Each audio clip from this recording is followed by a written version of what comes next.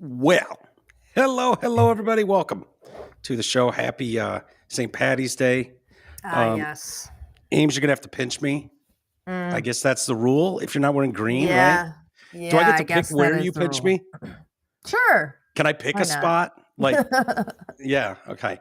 I'm going to go right ass cheek. You owe me. Okay. All right. I don't Deal. like arm pinches, but if you want to pinch my ass, Arm pinches are the worst. yeah. God, they hurt. Yeah. Why do you sound quieter than usual? Oh, I don't know. Is it my end? I don't know. Is that better? Does that sound louder? Talk more. Testing. Yeah. I used to really dislike, not to start this podcast off with a bummer, but my please. dad passed away on St. Patrick's Day, so this is. I saw your post. Yeah, I'm sorry, Amy. That's got to be a rough day. No, that's okay.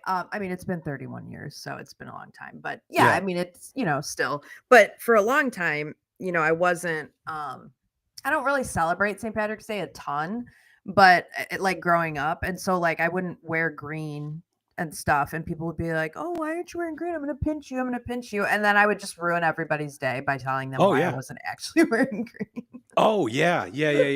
That's actually kind of enjoyed it for a while. It was fun for me.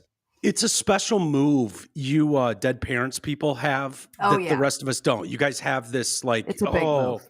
Like Landau's done that to me. He, my mom committed suicide. She's dead. So and you're just like, well, don't I feel like an asshole? Yeah. So you guys have this advantage over us parented folk.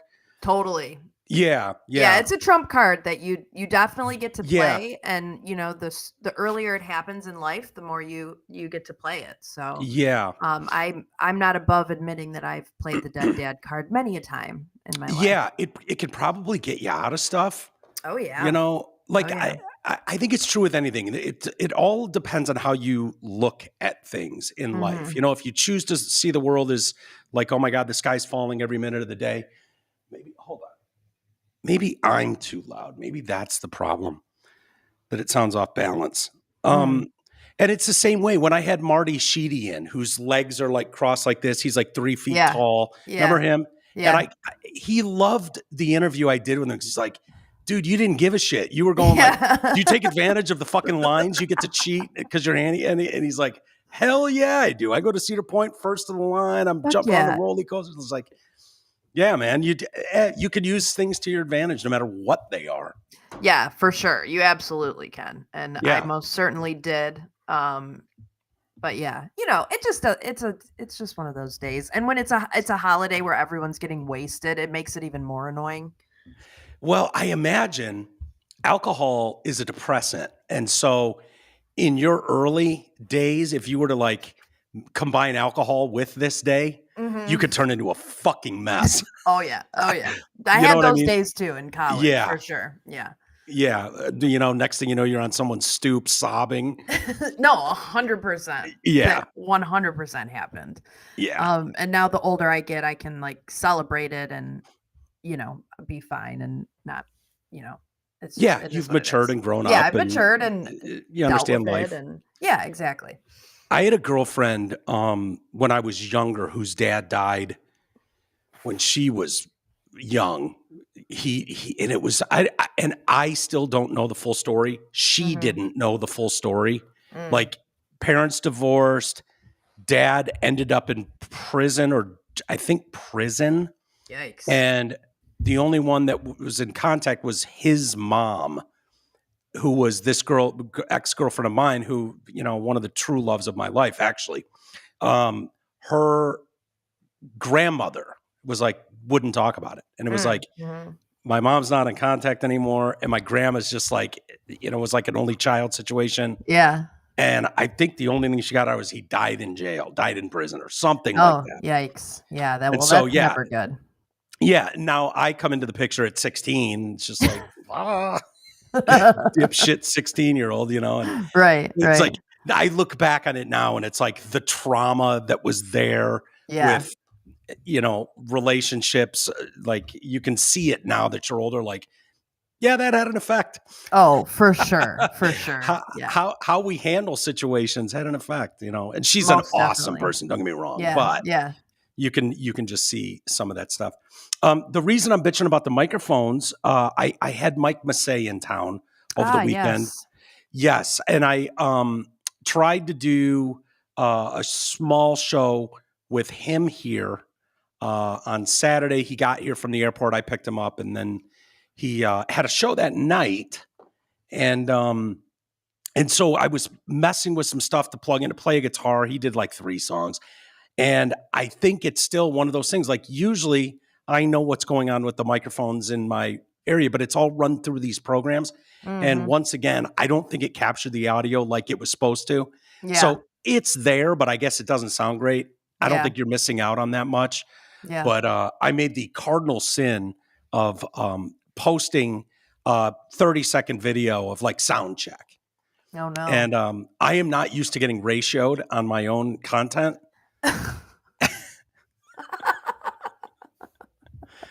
Holy shit, man.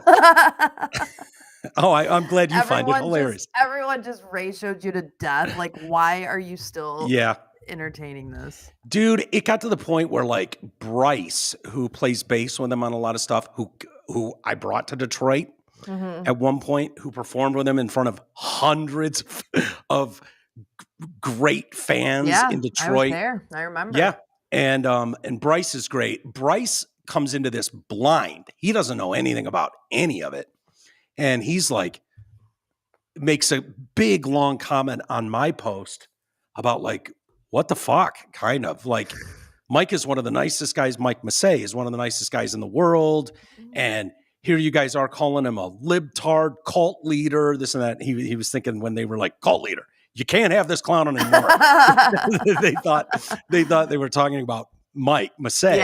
You know, but he had no clue. And so I can imagine if you don't know what happened and you only know him as this like tender-hearted performer, musician, like you'd be like, why would all these people? So I ended up reaching out to Bryce and going, look, man, here's what you ran into. I debated whether or not to even post this. It puts me in a really shitty situation because on one hand, I'm never not going to defend the audience members who I know. And here's the problem that I think Mike Massey ran into with me, which is the people that you had the war with, I personally know. Right. They weren't random TDC listeners whose name I may have seen, but I don't really know them. They don't go to events. They've never been to my house. They're not someone like these are people who have my cell phone number. Right. Like literally the 3 people you went after and dug in deep with are like friends of mine. Right. They weren't, you know, no offense to just listeners, but there are, you know, levels to it. And there's levels to this, guys. Yeah. And so it's like, I hate the idea of cancel culture. I despise it. And I hate the idea of anybody telling me who I can talk to, who I can't, that kind of thing. But at the same time, there's no doubt that I gave Mike plenty of rope to correct. Yeah. You know, at the time I think, was it just you in studio? Yeah, I was there. Why do I feel like somebody else was sitting there too? I do too. Maybe Troy was sitting there too. Maybe that's what I'm thinking. Yeah, but I don't know. Was he involved in any of that? No, I don't think so. Troy probably would have been there. But I feel like maybe he was just sitting there. Maybe that's what you're thinking of. But it wasn't, because I know, like, wasn't Dan involved big time with that? Yeah, Dan was involved. I was trying to think, like, how to even address it on the show without being, you know, like, here's the reality. A lot of people went through some shit during Trump first term and COVID. They did. And a lot of people, it's kind of funny to me, but a lot of people literally thought, and they believed it to their soul, that democracy was over, that that their lives were at risk and their loved one, like all this banana shit that they believed, which was hilarious, but they truly believed it. A lot of them still do. And they behaved like that. And so I don't even know where that started. Again, for full context, Mike got into a big fucking, you guys are evil, vile, horrible people. Yeah, and that was the weird thing about it is it went beyond politics and he took it super personal, and that's when it was like, hang on a second, dude. Yeah. And again, what you were saying, like, us and the people that he was beefing with. And so it wasn't just a conversation on politics. He just took it super personal. And I mean, even when he did talk about politics, I just remember him saying, I shouldn't vote. I shouldn't vote if I'm not going to vote the way he wanted me to vote. And it's just like, do you hear yourself, what you're saying right now? You can't even debate with people like that. He just let Trump derangement syndrome get the best of him. And I think when you're a quote unquote public figure like that, I mean, I know Eminem hates Trump, but I will still bop to Eminem every single chance I get, and I love Eminem, and I always will. I still have Mike Massey on my Apple Music, and I will listen to his music when it comes on. So I can see past the politics, but when you take it personal, it's just weird for me. So I don't know.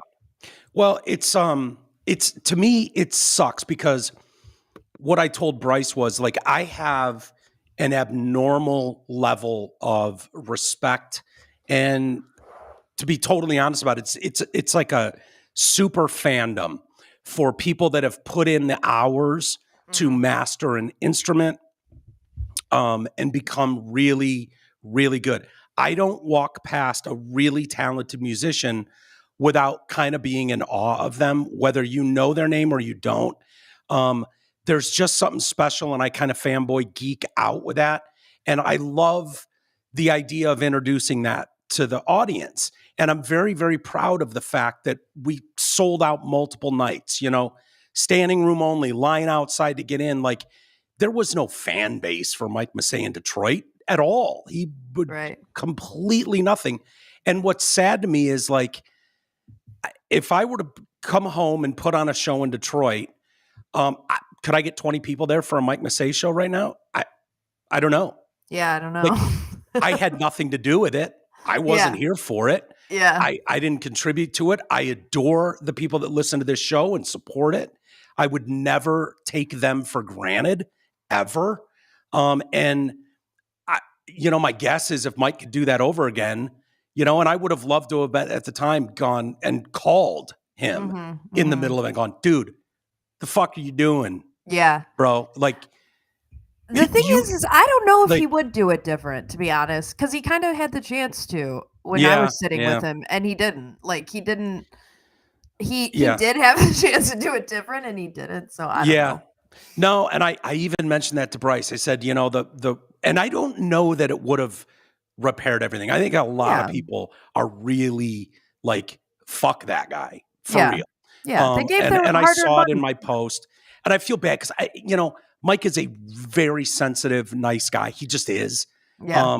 I don't agree with him on much. Okay, obviously, but that was really probably scary for a lot of people. Not to infantilize, but like, oh, what like he can't handle. I mean, he was a fucking defense attorney, for Christ's sake. Should be able to handle a battle, but it's it is what it is. But we don't talk politics when we hang out. I kind of geek out on music. Yeah. And but the reality is, I have people reach out to me going, I'm not going to be a member anymore.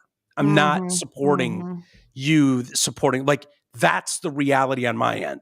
Yeah. And this is what I have to say to that. Okay. So listen up, people. And this is just me talking. This is not Mike talking. So, you can speak on my behalf. I apologize if I abandon even more listeners, but like, you don't have to listen to that episode if Mike Massey is on. You don't have to watch the sound check that Mike is doing if you don't like it. You all know that Mike enjoys music. We all know that Mike Massey is a talented musician. So, I mean, accept the fact that it has nothing to do with the politics. And if you don't enjoy that episode, don't watch it. I mean, to threaten leaving a membership because of that, as if you're holding some gun to their head, being like, oh, you have to listen to this if you're going to be a member. That is so stupid. Yeah. Well, people get emotional, and yeah, I guess, and I've had people circle back to and go, a few months ago, I might have overreacted a bit. And I'm back again. And you're like, okay, that's cool. I get it. Yeah. I try to put myself in other people's shoes and recognize it for what it is, but it's too bad. Like the fact is, I am very confident had that incident not happened, if I put on a show in Detroit, Amy and I are going to be live at wherever bar, and we're bringing in artist Mike Massey, and we're going to do, we'll have some fun, meet and greet, and we've got this. I guarantee it'd be a good crowd. Yeah. Yeah. I don't know that it'd be as packed as it once was, but that's the reality of the world. Yeah. But I guarantee he'd have a fan base there where it's like, that's a city where I can consistently go and have support. And that part sucks because you're not Bruce Springsteen. You need all the help you can get in all markets that are willing to open their doors for you. And that part sucks. But yeah. Anyway, well, how was the show? It was fine. I thought I think the venue could have done a much better job with the audio. It sounded a little thin, to be honest with you. Not his fault, but his crowd was good. A couple hundred people there, virtually every seat. They seemed like a crowd, judging by their complexion and age, that would probably be a fan of this show. So, I don't know for sure, but just judging, if I'm just doing the look at them defense, I would go, yeah, I bet a lot of these people would kind of fall in line with where I sit and where Amy sits. And that's funny. And that's neither here nor there. I feel, I think most people that listen to this show, I feel very confident in saying they probably feel like most entertainers that they love and listen to probably don't share their worldview. Right. And that's okay. Right. That's okay. We are very used to being talked down to by fucking people that pluck on guitars and sing into microphones. Right. So that's not a big deal. That's not a deal breaker. Unfortunately, it went a different direction, but yeah, it was cool to see him, and I'm a fan of the music, so it is what it is. But anyways, if you cared, we did an hour, and I think the audio wasn't as great as it should be, but it's all the work in progress. Okay. Yeah, I'm sure it sounds just fine. Yeah. Hey, I'm supposed to remind people to like the show, this, if you're watching, wherever you're watching, subscribe, tell your friends, tell your family. Follow MAGA Barbie 317 on X. Yeah. 317, today's date. Is that what it is? Oh, is that why 317? That makes sense. Yeah. Okay. See? So I'm like, I would have thought it was MAGA Barbie 313. Okay, 317. Absolutely. One time someone on X tried to tell me, because supposedly the number 17 has something to do with QAnon in some fashion. So really? For a while liberals were like, "Oh, why'd you pick 317? Why'd you pick 317?" Well, I'm so glad you asked. Yeah. Let me tell you more about my dead dad. And then it inevitably goes to, if he was alive, he'd be so disappointed in you. Yeah, I was going to say either glad he's dead, or no wonder he's dead with a daughter like you. I've gotten that a few times. Yeah, I bet he wished he pulled out if he knew what you became. Oh, yeah, for sure. Just more from the most compassionate amongst us. Left. Yes. Yeah, the oh so tolerant and compassionate. Peace, love, and acceptance. Yep, I see it myself. Dude, this is getting silly. Like, I have a show full of stories. I have some fun videos. I have all kinds of stuff for us today. And I'm like 15 minutes before going live, I'm like, oh, let me just buzz Twitter real quick, see what's going on. And it's like, oh, there's more, boom, boom, boom, boom. There's just more and more. I love and it's like, Twitter. It's the greatest thing in the world. You are so missing out if you're not on Twitter. You really are. Take the half hour it will take you to kind of get comfortable navigating it. Yeah. And it's just fantastic. Once you get your algorithm going of what you like to see, as the second you get on there, you're just getting news stories and updates on shit. I mean, yeah. Follow people you like, follow people Yeah. you trust. And I need to do more on there. But so this just came in like an hour ago. Trump has announced the release of approximately 80,000 pages of documents related to the assassination of John F. Kennedy. Tomorrow, These files are right? set to be released unredacted tomorrow, following a commitment Trump made to increase transparency. Move has been anticipated for decades, offering potential new insights. So is that everything? That's what I need to know. Is everything being released, or are there 90,000 pages? Because I want to see what the fuck's in the 10 if there are 90,000. Yeah, if there's 80,001, this isn't good enough. You know what I mean? Like, oh yeah, but the one page that's all redacted and blacked out is the one. But you're redacting Lee Harvey Oswald's fucking CIA badge. I'd like to see it. Yeah, we've redacted Bill on that hill, Steve on that hill, the weapons they used. Right. It won't do any good. 80,000 sounds good. I thought there was only like 12,000 left. I thought so too.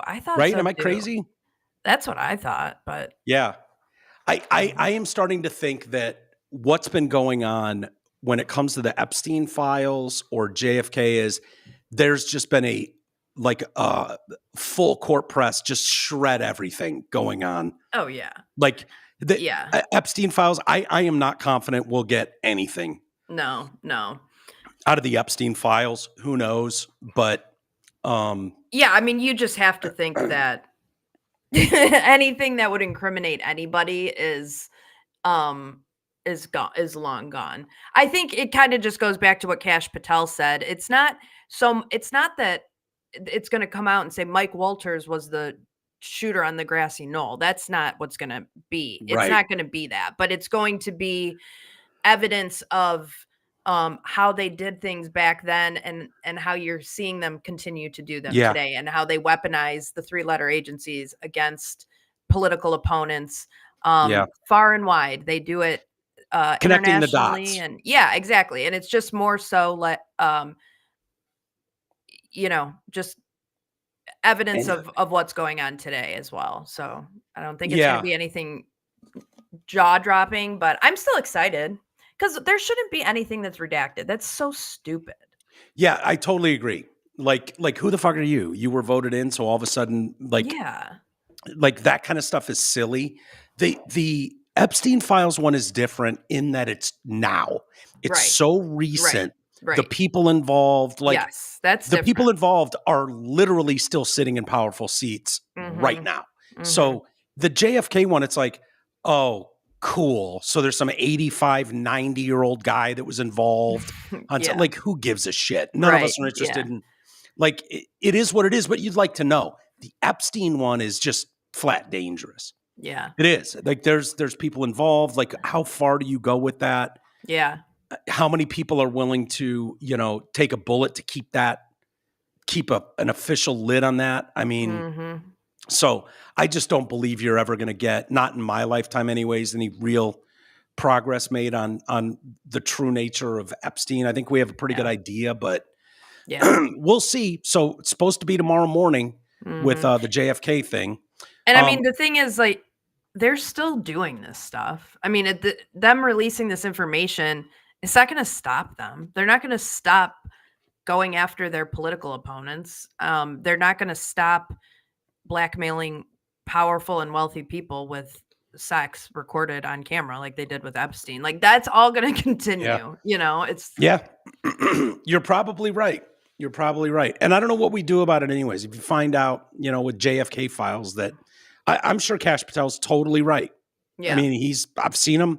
Here's what you're going to find. And I just he's kind of laid it saw out, but one of I think he was in that documentary you had me watch about the doctors, but he was JFK, or he was the wife. RFK? He was Jackie. He was Jackie's Secret Service agent. Mm-hmm. And I think they interviewed him in that documentary, but he just died the other day, like recently, like within the last, week or so. Yeah. He was one of the last remaining. So was he in the car involved? He was following the car. He was following the car in another car, because there were a couple guys boots on the ground running beside it. Yes, I believe he was boots on the ground guy. Yeah. But I read a book also about him, about the first assassination attempt on JFK before he was inaugurated, and it just kind of goes through the history of that agent. And he was like a young agent back in the day, and he was super bummed that he was getting assigned to Jackie, because it was like kind of a thing where if you're assigned to the first lady, that's kind of like cupcake duty, like nobody Yeah, wants that throwaway. job, you know. Yeah, getting their kids. Yeah, Yeah. and, but he obviously changed his life, Oh, pretty gosh darn quick. yeah. Yeah. I believe that would be devastating when you are put in Ugh. control of a gig like that and then there's a catastrophic fail. Like Mhm. I mean, they make movies about it, Right. where With the CIA blessing behind right, the scenes with their right, movie right. department. Yeah, but it usually follows a plot where it's like some guy's now living in the woods just Yeah. drinking Yeah. because he failed 30 years Yeah. ago, and Yeah. Right. now Mark Wahlberg's holed up in Oregon in the woods, and Yeah. Yep. yeah, yeah, something like that. The other news that just broke, and I'm interested in your opinion on this. I'm kind of going both ways. Trump has announced the immediate ceasing of Secret Service protection for Hunter and Ashley Biden. His quote was, "Hunter Biden has had Secret Service protection for an extended period of time, all paid for by the U.S. taxpayer. There are as many as 18 people on this detail, which is ridiculous. He is currently vacationing in, of all places, South Africa, where the human rights of people have been strenuously questioned. Because of this, South Africa has been taken off our list of countries receiving economic and financial assistance. Please be advised that effective immediately, Hunter Biden will no longer receive Secret Service protection. Likewise, Ashley Biden, who has 13 agents, will be taken off the list." Yeah. 13 So agents. I mean, they that's go a in 4-hour shifts, like Okay. 3 at a time. Okay. So Laura Loomer went to South Africa and today, this morning, posted photos of Hunter and his detail, outside his $30,000 a week beachside cabana in South Mhm. Africa, and his Mhm. fucking wife out shopping in high-end stores with Yeah. Secret Service Yeah. detail. Yeah. And then this drops. Yeah. So sounds like Trump took one look at that thing and was like, "Nope, Yeah. No no more. more." I guess I'm conflicted on that a little bit, because I mean, don't all the kids get Secret Service? It's not just the Bidens. I mean, Yeah, the Obamas still have Secret Service, the oh, Bush kids have Secret Service, the Clintons have Secret Service. It's not just presidents have Secret Service detail for life, and and their they kids, right? should. I think so. I don't know how deep that goes. If it's like, because I know the bitch at the time, Trump had Secret Service detail when he got shot, and it was like Mhm. some half-ass Secret Service detail, Mhm. and the real, like, full Secret Service detail that was on Jill Jill Biden. Biden, Yeah. speaking at some gym to 30 Right. people. They Right. were like, "What the fuck? This guy's got Yeah. 100,000 people at a rally, and he's got Yeah. like 4 people there." Yeah. So there was a lot of debate about it, and I would say, this is the fear when you start stuff like they did. If you remember, it was last April, the House of Representatives tried to they introduced a bill to and I don't know if this sounds interesting or not, but they wanted to have Secret Service detail removed from any former president who was convicted of a felony. So I don't know if that was targeted or if These that people was are so fucking crazy, man. rather It's so selective in insane. nature. I don't They're know if, crazy. yeah.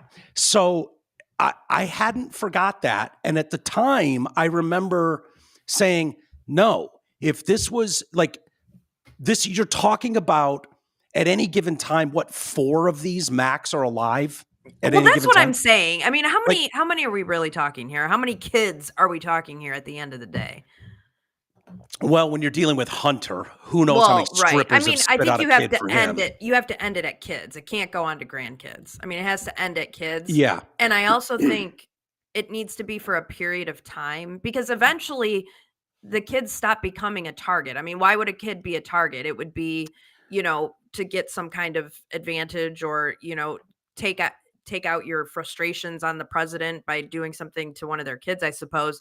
But at some point, once the president has left the office, that kind of wears off. And also, as I'm just thinking of like the Obama kids, who the fuck wants Secret Service around for the rest of their life? Nobody. Yeah. I mean, that sounds like a shitty thing to have to deal with. Elon Musk talked about this on Rogan's show the last time he was on, about, they know, doctors, psychologists, therapists know that the amount of mentions your name gets publicly is a direct correlation to how many threats you receive from homicidal people, like insane people. The more they hear your name, it leads to more attempts. It leads to more threats. And there's no question that Hunter Biden's name has been everywhere. Ashley Biden's name, with her journal talking about her showering with her dad at an inappropriately old age. Those things are true. I don't like, just because I support this current administration does not mean I change my tune and like, yeah, fuck that guy. No detail for him. Ha ha. No, I don't feel that way. I feel like no matter what side of the aisle you land on, that there's 2, 3, maybe 4 of these alive at any given time. And just out of respect for the office and respect for the nation, we can provide a handful of agents that their job is the detail of these people. At the same time, Hunter Biden traipsing around the world on taxpayer dime and requiring, I mean, he just went to court a week ago to lay at the mercy of the court because of how broke he was. And now he's run off to South Africa and he's staying in tens of thousands of dollars a month beachside villas. Hey, I've got no problem if he's off gallivanting around to these countries that do horrible things that we don't even send aid to or anything like that. I have no problem with them going, yeah, no, we're not actually going to send our resources over there to protect you. When you're on American soil, or when you're with one of our, in one of our ally countries, we'll send a couple guards your way, but not when you're traipsing around South America in your mansion. And shopping in high-end stores while claiming to be broke. And he claims to be broke because his painting sales have dried up. Oh, I wonder why that is. Yeah, it's crazy how that works. It's almost like, no, it couldn't be that. I guess I don't know enough about the history of this. If it's like, did Ron Reagan Jr. and his sister have Secret Service protection for life? Right. Is that a thing where, George Bush's kids have Secret Service detail? Like, I don't know what that is.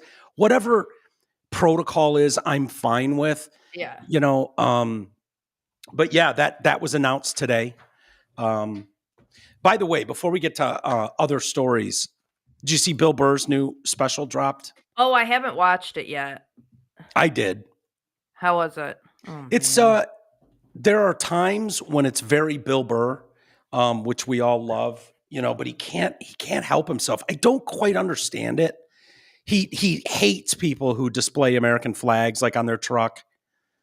That bothers him. Oh my God, these fucking morons. Like, I don't quite get that. When I see someone driving on the road with an American flag on their truck, like I always think like, yeah, man, I'm proud of my country too. Like I don't think, I guess if it was like the fuck Biden and, love Trump, like that's different. But the American flag, she kind of takes shots at that. The other thing that's weird, he does a whole rant on the Klan. It's something like the Ku Klux Klan. Like he's like, the Klan is active, obviously, and And I'm just wondering, because I see people on Facebook talking about that too. Like they're running into Nazis everywhere they go. And, the Klan, I'm fighting the Klan. Like, are people really running into Klan members? No. But for Democrats, we would not hear about this kind of stuff. They're obsessed with Hitler, Nazis, and the Ku Klux Klan. Yeah. Like Bill Burr, and this was kind of surprising that this made it to tape, and is broadcast on Hulu.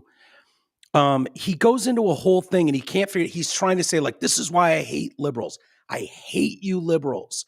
And his whole roundabout point basically is the Klan is active, right? They're out there and, we all run into them every day and in our daily life. Okay.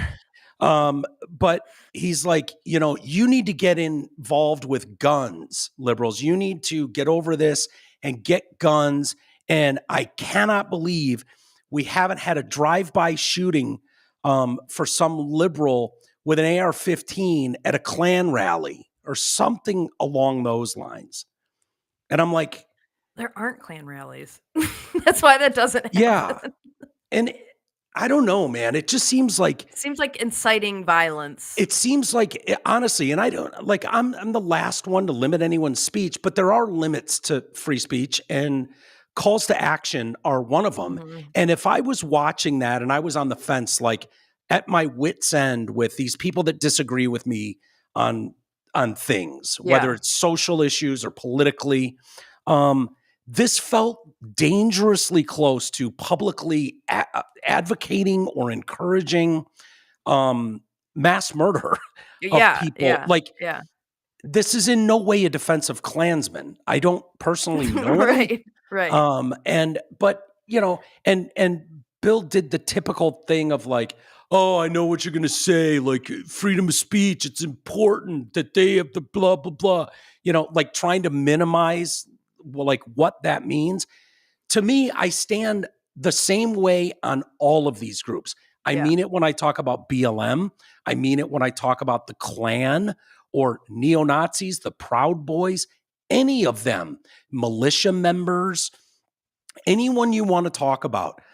They are entitled to do and meet and do whatever they want until they break a law. If they target someone, if they start burning crosses on someone's lawn, hold on, I'm going to try to close a few things here. I'm getting one of those signs and it scares me. Yeah. I think we're okay. You haven't lost me yet, have you? No, I haven't. Okay. I'm not going to be encouraged to join a hate group. You're not going to find me in the backwoods somewhere meeting in a barn with a bunch of guys talking about how this is bullshit. We're losing our country.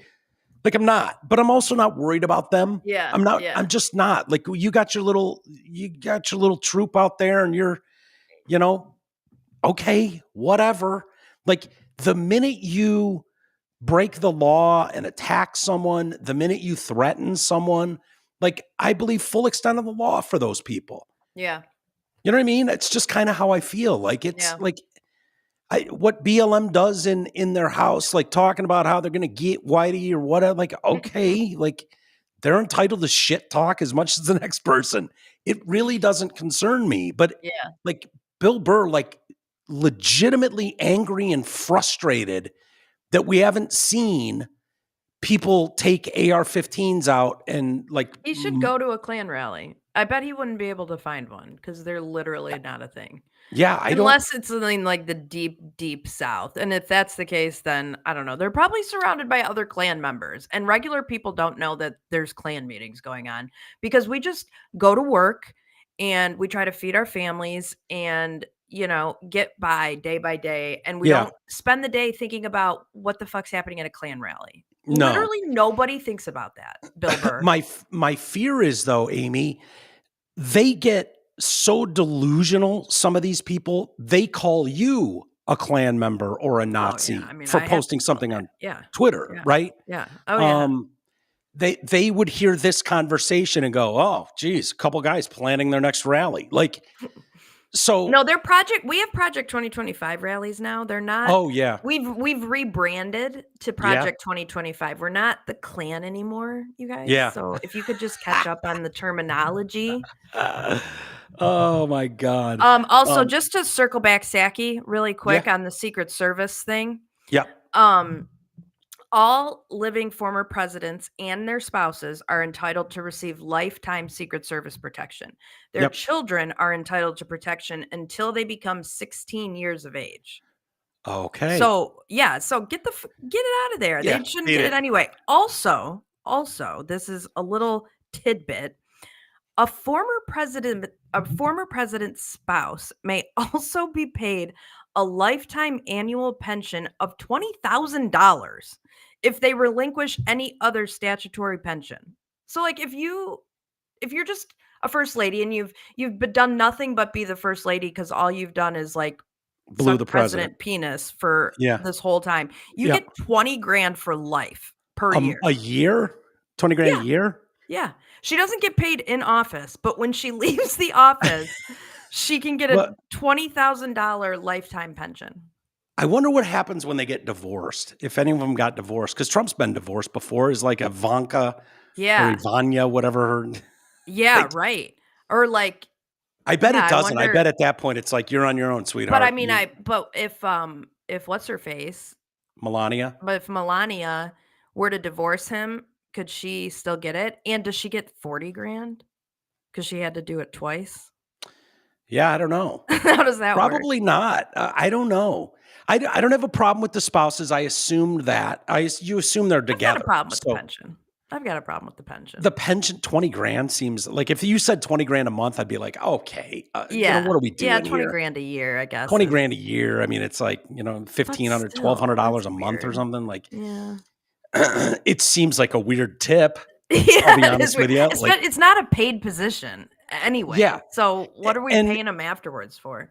Yeah, and if you never had a job and you never earned a pension, all of a sudden you get this $20,000 because you married $20,000. Okay. Yeah, whatever. Also on Bill Burr, he thinks it's insane how we would treat an old man with dementia mean. And he goes to great lengths, and he's obviously talking about Biden and how mean the mean people on the right, those mean, evil people on the right are so mean to this poor old man with dementia. And if he were sitting in a diner and eating pudding, you'd want to help him. But because he's on a side, fuck him. Fuck him. Yeah, no, that's actually not it, Bill Burr. Hi, it's me again. I'm here to tell you that's not the reason. It's because he's the president of the free world. Yeah. And my grandma had dementia. Wouldn't want her to lead the free world. Okay. And probably would have treated her like shit if she did, because she would deserve it, because she would be terrible at it. Yeah. But yes, when I saw my grandma at a diner, I absolutely wanted to help her because she was a little old lady with dementia. And if I saw Joe Biden, I would want to help him too, but not when he was the president of the United States. We have every right to ask for a timeout.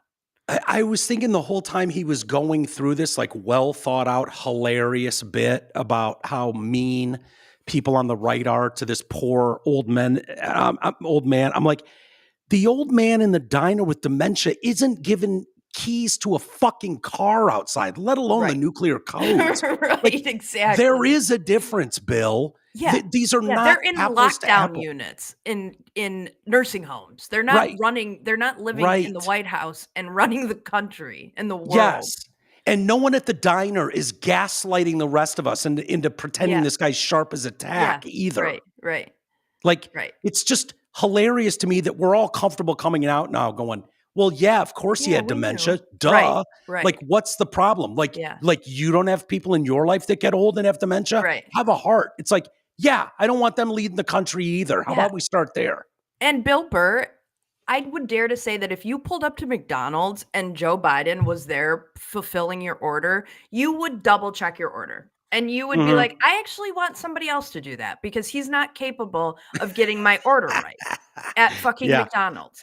So let alone run the country. Yeah. It's just so disingenuous, and that bums me out. Bill Burr is so freaking funny, and so Yeah. just like really, because I don't mind the jokes. There can be funny jokes about our side. It's not like I'm sitting here like, oh, you can't make fun of my side. No, I will laugh just as hard at any joke if it's funny. But that kind of stuff is just not funny. Also, when you were pretending like nothing was wrong with him 5 minutes ago. I think that's the part I'm hung up on most is like, no, dude, you're leaving out a giant part of the story. The whole gaslighting thing where you acted like we were insane. You were trying to reelect him, fucker, and that's who you would have voted for. Right. Like 100%. you would have gone into the booth and pulled that lever, Bill. Yeah. You don't find that mildly disturbing? It was like 3 months prior to the election that you guys finally were like, okay, maybe not. Yeah. And it's only now that you're starting to trickle out with like, here's a book talking about what a shit show that was. Like, you're just starting now and you're going to take the stage and can further gaslight people. Like shame people into feeling bad about poking fun at Joe Biden on Twitter. I'm sorry. That old man, demented old man, is a little different than the one in the diner in your example. Yeah. Because, and you think about, remember when they wanted a cognitive test because Trump drank a glass of water with 2 hands? Yeah. Yeah. That's the same people who claimed that Joe Biden was fine. And we should not ask anything because that's bullying. Yeah. And he refused to take one. I hate gaslighting so much. And it's the same thing like with COVID when people nobody was forcing the vaccine on you. They absolutely were. Yeah. Yeah. They absolutely were. If you cannot. I mean, that is just such insane gaslighting to pretend like that wasn't happening. Yeah. And it's equally insane to pretend like you guys were fine with Joe Biden. Yeah. We're absolutely willing to reelect him. There were people that were upset that we were moving on from him because he already beat Trump once and he could probably do it again. Like, yeah, and there were people who, insane. I think when Kamala lost, thought if we would have ran Biden again, maybe we would have won. Yeah. Oh, absolutely. Because we all know it was Obama in his 3rd term. I mean, we all know that. So it would have just been a 4th Obama term. And that's, probably what everybody wanted. Exactly. Well, you'll still get something out of the Bill Burr stand-up. He's one of these that's taking a knee, by the way. He's acting now like he doesn't care, never watches the news. He's one of those. Oh, yes. So he just doesn't care about any of this stuff. A comic who's up to date on what's going on in society. Like, that would be weird. Like, why would you even do that? I don't even care. I'm going to talk about Klan meetings. Yeah, Klan meetings. Super relevant. Yeah. I wish just one of them would be like, at Parker and Johnson Avenue, 4:30 on Saturday, Klan rally. Let's go there and yeah, right. I don't know where those are going on. Also seems like there was maybe a joke in there about Joe Biden being so old that he spoke at a Ku Klux Klan member's funeral. I mean, it seemed maybe he could have made a joke about that. Yeah, Bird. Yeah. Yep. It is St. Patty's Day. Did you go out today and get shitty? Did you get hammered? No, I did not. Do you ever get hammered, Amy? It's very rare these days. Yeah. Were you ever a get hammered girl? Yeah, I did in college. In college. Yeah. But then it's just like I get a migraine and it's just not worth it. Oh, one of those annoying people. Mm-hmm. You got to hear all about your shitty headache the next day. Yes, 100%. And just even during it, my friend had a big party on Saturday for her 40th, and it was a big St. Patrick's Day bash, and I went with every intentions of getting drunk and drinking, and I had like a couple drinks and my head was starting to hurt. I was like, fucking A, it's just not worth it. I have to take like shot after shot and just get wasted right away. Otherwise, just sipping on drinks is not gonna. Are you a mess? Are you a sloppy drunk? Are you pretty controlled? No, I'm pretty controlled. I have a pretty high tolerance for things. Just I usually do too. Yeah. From years of abuse with everything that it's like, although I hardly drink at all. It's really rare nowadays. Mm-hmm. I had a drink the other night. I had one at the, at Massey's show. Like, I don't enjoy drinking to where I would just have one. Yeah, I'm not gonna go out and be like, point, I right? just want a glass of wine, or I Yeah. just want a beer. I don't enjoy it like that. I'd rather just have like a Coke or something. Yeah, I totally agree with you. It's my brother and I have had this discussion forever where it's like, can you believe there are people that do that? They go out and they have a glass of something. Like, what the fuck's wrong with them? Like, why wouldn't you go get hammered? Like, that's the whole point, right? It all tastes like shit, really. Exactly. So, like, why would you put yourself through that? Take the extra calories if you're not getting something out of it. Right. Well, it's St. Patty's Day all day. I didn't know if you were going to be one of those green beer chicks. If you're past the age of doing that. I am past the age of doing that. There was a guy in Dublin, Ireland, who, let's see, where is he? Well, I guess his flight. This guy? He missed his flight. Yeah, let's pull it up. Oh, okay. He wanted some green beer bad. He's just like ripping machines apart. Straight back. Oh, man.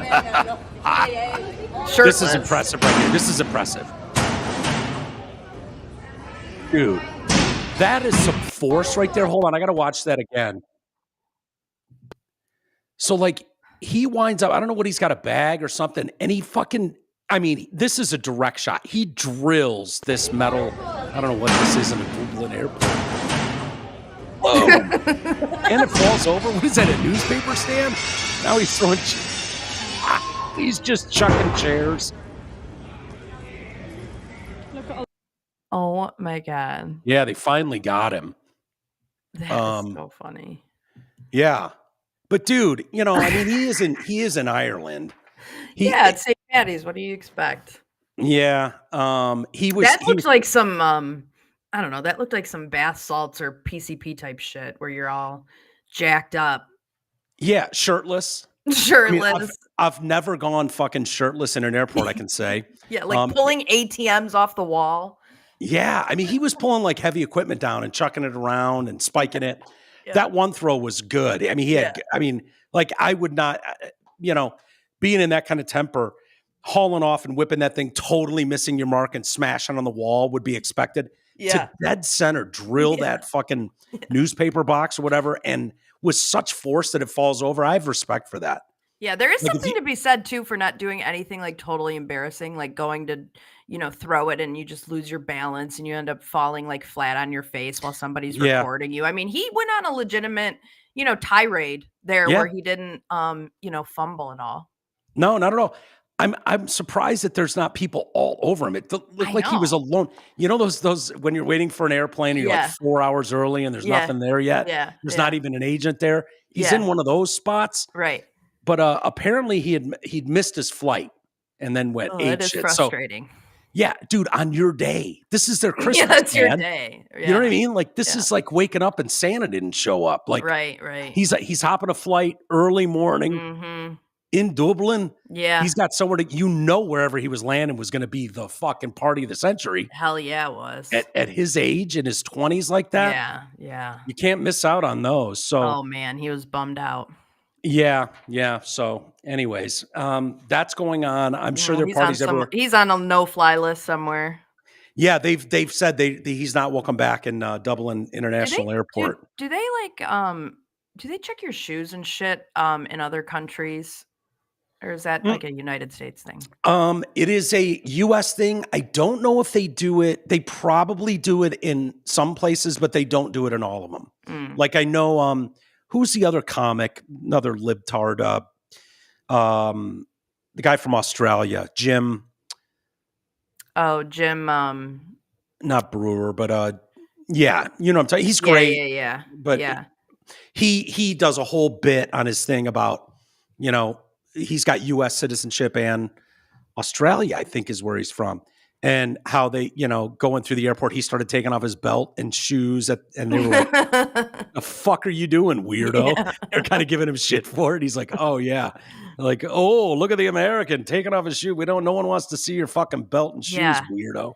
At some point, do we reevaluate all of that, or does it just go on forevermore and we just do it into infinity? I mean, can't we have a committee together? Can we get a committee Yeah. to look at this and see It's the dumbest thing ever. It's the dumbest shit. It's the dumbest thing ever. I'm not crazy about the whole pull your laptop out of your bag thing. Oh, That yeah, one kind of bothers me. pre-check.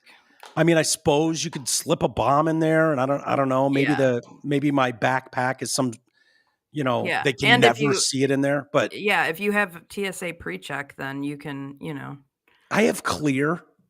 Oh, Clear sucks. Clear does suck, but I don't know. Pre-check's nice because you don't have to take your shoes off. You don't have to take your laptop out. You don't have to take your belt off. You just go right through. Well, the good doctor, my buddy Derek, God damn it, Marcel. Yes. Yeah, when he and I were going, I can't remember, either New York or California. He's got TSA because he's all over the world, and he's got TSA pre-check, and it was one of those where you're able to take whoever's with you. You can take so if your wife is with you or whatever, or your buddy. But it didn't work, and it happened to me twice. Where it's like, oh, TSA's down. You have to get in line, and I'm like, okay, fuck this, man. Yeah. I'm not at the airport, twice a week. And 2 times in a row, I've tried to use TSA pre-check, and it wasn't. Yeah. So I had to get in the cattle call line. Like, no, forget it. Clear is always there, and close enough. I take my shoes off, but I pre-plan for that. I always wear like slip-ons, or shoes that I just slip in. Like I'm not. And I'll tell you, if you fuck around and get in the TSA pre-check line and you start taking your shoes off and your laptop out, I am going to death stare you. Really? Because there's nothing that irritates me more than someone who doesn't travel, who somehow got into the TSA pre-check line and they start doing shit like that. It's like, no, we are travelers on this side, okay? We know what we're doing and we want to get through. It's just pre-approved, right? Yeah. Gone through the security federal background check. Yeah. Is all that is, right? Yeah. So then you're able to just kind of breeze through. Yeah. Yeah, I'd like to. Does that cost more upfront? It's like $89 for 3 years or something. Okay. So it's cheaper than my Clear. Yeah, it's not expensive at all. Well, I just located my passport, so maybe I'll do that. Oh yeah, you should. Yeah. It's definitely worth it. Although, did I talk about it on the show? I feel like I texted you about it, but when I got asked for a second form of identification at the airport. Yeah, you mentioned that. I don't think it was on the show though. Okay. I was flying home from Florida, and I think I opted out of facial recognition when they first started doing it. So now if there's facial recognition, it doesn't recognize my face. So it's always this like big fumble fuck around to figure out like what needs to be done. And so when I was in Florida, they're like, we need a second form of identification. And I was like, are you serious? And then I quickly checked myself and didn't want to get an attitude with them. And so I showed them my Michigan marijuana license. Good. As my second form of identification. Had my picture on it and everything. So does it have like a marijuana leaf on it or something? Yeah. Does it really? Yeah. But they spell marijuana weird. They spell it with an H instead of a J. Marijuana? So marijuana. Oh, wow. Okay. Yeah, isn't that weird? Yeah, I think that second form of ID, I think I used a library card once back when you had library cards. Yeah. I was like, all right, you want a second form? Here you go. Yeah, I'm surprised they didn't throw you down on the ground and I know. It is still illegal federally, so. Yeah. What do you do with weed when you travel? I mean, I don't want to get you busted. Okay. Yeah, I don't know. Nothing. Yeah. Although I will say, the rules are they don't check for it. Trust me, I've looked it up. And actually the TSA has a pretty funny Instagram. I give their social media team some credit because they are pretty funny.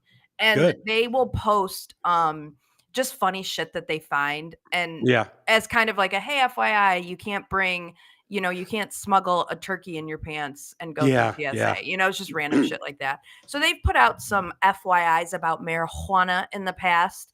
And they've said, we're not looking for it, but if we pull your bag and we find it, we have to report it. And then at that point, it's kind of out of our hands.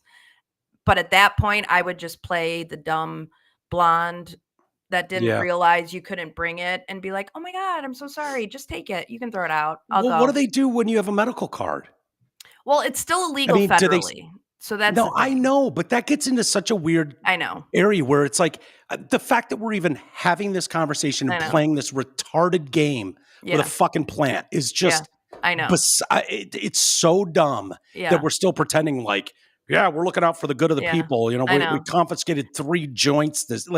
Shut up. I think Garrett mentioned it too. Like, we can't get our concealed carry because we have marijuana cards and it's illegal federally, so we wouldn't pass the federal background check. The problem is we've seen so many potheads go on rampages with guns around the country that it's like, happens so much. What were we supposed to do, Amy? I mean, honestly, like if that were to happen, they would get derailed by a Taco Bell on the way. Exactly. And then they'd go right back to their house.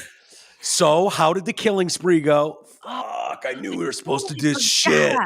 Fucking Johnny was starving. We stopped for Burrito Supremes, but totally forgot. Yeah. Yeah. Like, that's hilarious. It's just so dumb. The rules and like, it is so dumb. But the TSA people literally do not give a shit. I'm here to tell you that they do not give a shit. If you're checking a bag, that's also a good way to do it. I just generally put stuff in with my makeup and then a checked bag is a good way to go. I have had them. Also vape pens, they look just like regular pens. You know, if you're not bringing actual weed or joints, like you just bring vape pens, I mean, it looks like a regular vape pen. No one cares. Yeah.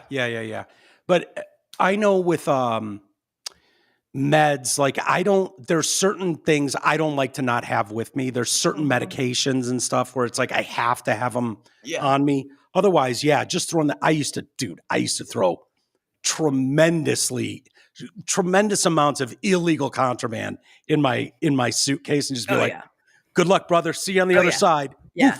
And just send it. Be like, hope that 8-ball arrives when I get to fucking Vegas. I'm going to need that. For sure. Like, dude, like for sure. And I never had a problem, but I don't, there's still something about that stupid scanner when it's like, where's my bag? And it's like, we held your bag. I'm like, there's nothing in my bag but a fucking phone and, my wallet. What are you in? It's like, who knows? I almost had a Brittany Griner situation before Brittany Griner was a situation. And we were what did he do? We were going to Mexico and I had a vape weed pen in my luggage. And at that point, I think they got rid of it after COVID, but at that point, when you were going to Mexico, when you were going through customs, you had to press a button and the light either turned red or green. If it was green, you just got to go through and you were like outside waiting for your taxi. If it was red, they would search your luggage. So Rocky goes in front of me, presses the light, it's green. I go up, I press the light, it's red. And so they're going to search my bag. And I was like, well, I'm going to be in a Mexican prison for life now. I did the same thing. Obviously, that's where this is going. And so then they open my suitcase. They do the most half-ass search of all time. It was basically like they moved a few things around and shut it and then on my merry way. But for a second, I was like, okay, well, this is where it all ends for me. Yeah. I will be running a Mexican prison soon. I did the same thing with a substance going into Mexico. And they literally were pulling shit out of my bag, like bottle. And then they were like, and I'm like, okay, where's the guy with the cuffs, dude? Let's get this over with. Like, this is over. It's over. I don't have documentation for any of this shit. Yeah. And they literally put it back in my bag and were like, on your way, amigo. I was like, what? Yeah, crazy. That was 20 years ago, but still. Yeah, crazy. Illinois school staff, they had a nice meeting. What are those? Not the parent-teacher one, but the school board meeting. And Illinois Middle School said that the mother of a girl attending an Illinois middle school said that after her daughter refused to change her clothes in front of a boy who identifies as a girl, officials stepped in and forced her to do so. Nicole Georges told the story of what she said happened to her 13-year-old daughter and other girls at Shepherd Middle School while speaking at the Deerfield School District 109 school board meeting at the end of last week. Do we have the video? I'm here to demand that the locker rooms and bathrooms at District 109. You want me to grab it? There's a couple of them. Is it this chick? Sorry, I pulled something. Yes, let's watch this one. So this is the mom. As biological male and biological female, as there already is a gender-neutral option. The girls want their locker rooms and bathrooms back. They want their privacy back. This is why I'm here tonight. My 13-year-old daughter's well-being and mental health and privacy is at stake. This nightmare began on February 5th when my daughter was using the girls' bathroom and was stunned that a biological male student was using it as well. She came home frightened and was extremely upset. I asked her to talk with her teachers and find out more information. She was told by the administration that a student can use the bathroom as well as a female locker room because they now identify as female. I was sent an email to the teachers involved and received a call from Principal Wegley. He verbally reiterated that under Joanna Ford's direction and their legal counsel that the student could use both the locker room and bathroom. I expressed that the school was in clear violation of federal policy. The Trump administration issued an executive order restricting biological males from participating in sports and accessing female locker rooms. That day, I filed a civil rights complaint on behalf of my daughter with the Department of Justice. It has now been referred to the Department of Education. A federal complaint has been filed with the district to protect the students.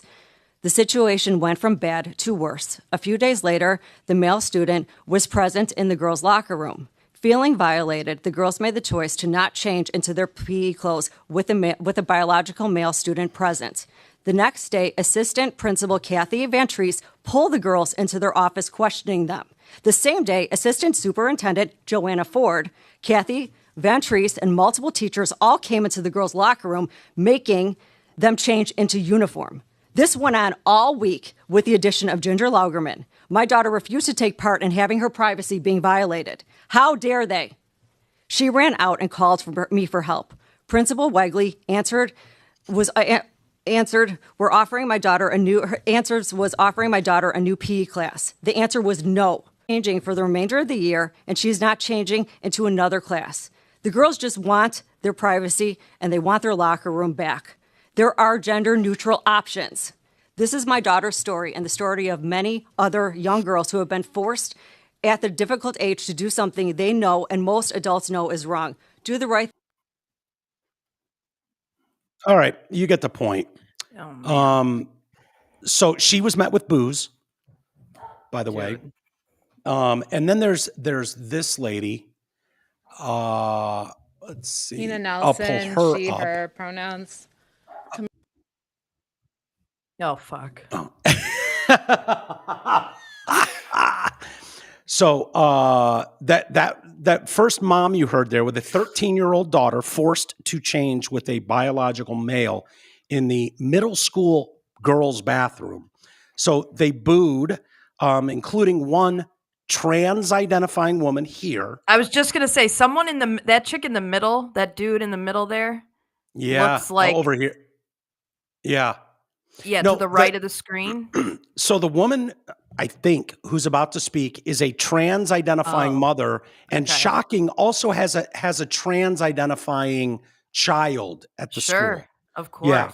So, but doesn't that thing on the right, look at the right, next to the dude that sort of looks like Dan Bongino with his head down? Yeah. To the left. Yeah, it looks like Tim, the current Massachusetts congressperson. Yeah. That's exactly who that looks like. Yep. Okay, yeah. Let's hear what this lady has to say. So I'm going to move us over if I can. Oh, no, I didn't want to do that. Let's see. Okay, so here's the trans person Tina with a Nelson, trans child she, at the her school. Pronouns, community member, and part of the LGBTQ community. Oh, boy. Protect trans kids, and that is a knife? Okay. So this is a dude, right? I don't know what that is. It's transgender identifying person, but goes by she, her.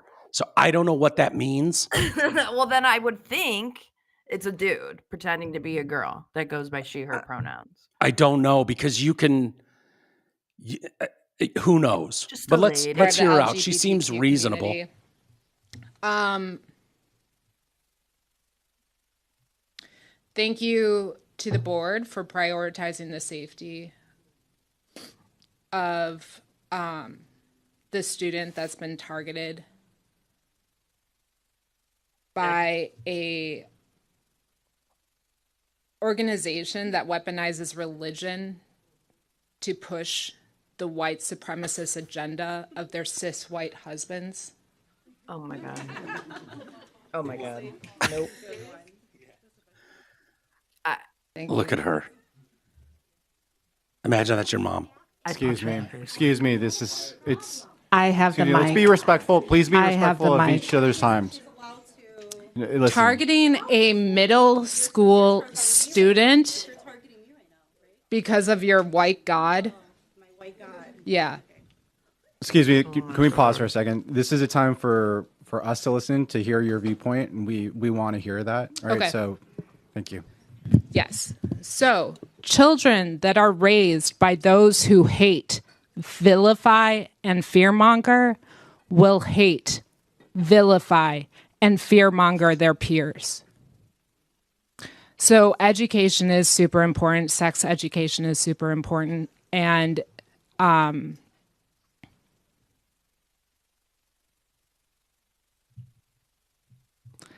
on, lady. Today, Junior. this is just a kid. Yeah. And it's Yeah, so is the chick. So is the girl. I'm really grateful to see how full this room is of support for this kid Activists. instead of the petty women that target him. Him. Oh, she called him him. I gotta tell you. Isn't that interesting? I didn't catch that until right then. Why did you refer to her as him? That is violence. Yeah. That's violence. Dude. I can't believe she would dare do that. I'm not even kidding you. Like, that shit sends me through the roof. Through the fucking roof. And Yeah. God help me if I am a parent one day and I run into that shit. I will be challenging her to a duel in the fucking parking lot for talking to me like that. Yeah. Like, oh, no, dude, you are not going to stand up here and try to invoke race and religion for your perverted ass kid. You can fuck all the way off and go in the gender neutral bathroom and leave my kid alone. You pervert. I like seeing the mom get up there is good. And I wish we saw more moms, dads absolutely putting their foot down, because at 13 years old, you do not have a voice. You are at that age. You're not. It's so rare that you have the ability to really stand up for yourself and how you feel. You're way more along to kind of just go along to get along at that age. And if you don't have the people around you to stand up for you at that age, you are on your own, man. That would be so terrifying for a 13-year-old girl. It's got to be totally confusing, by the way.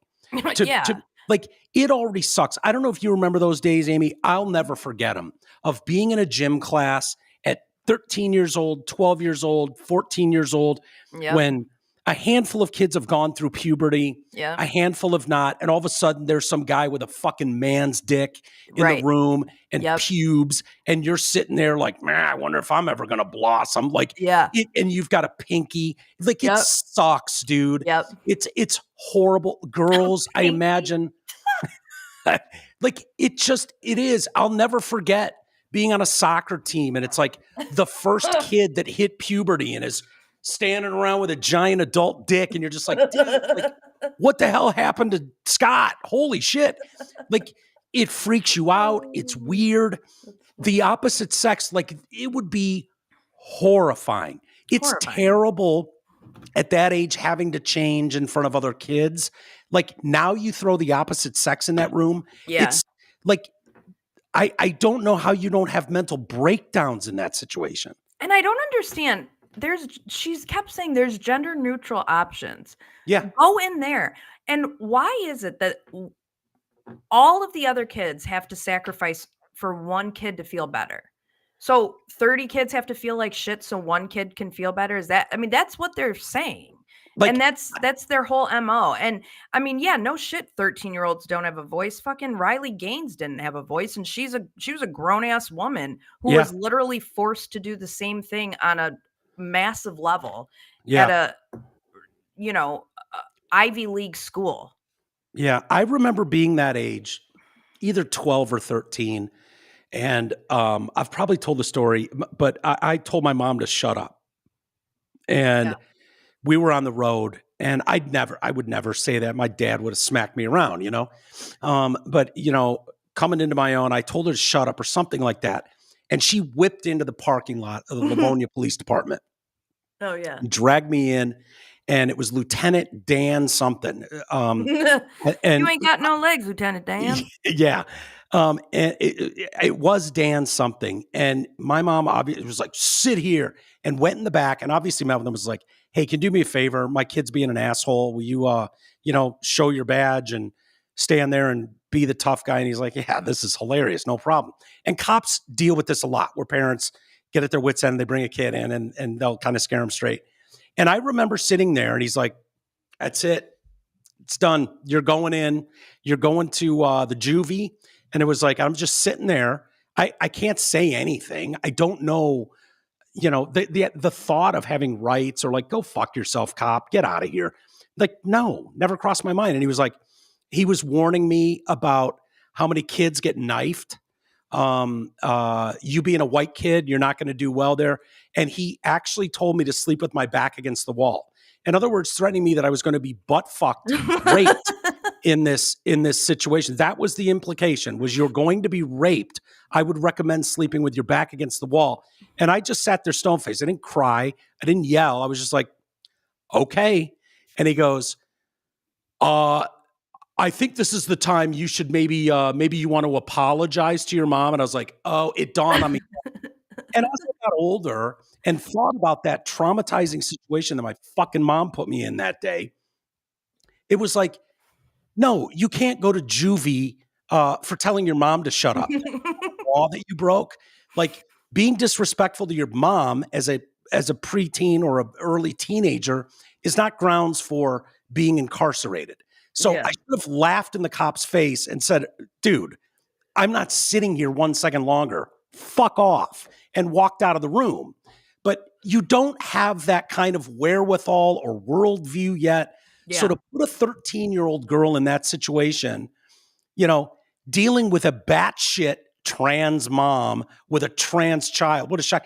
Like, dude, there was a time, believe it or not, when you'd go, okay, do we need CPS to go in and take a look 100%. At this household? 100%. Why would this 1 in a million situation? Oh, what do you know? Is there evidence that this, because a lot of them seem to have children.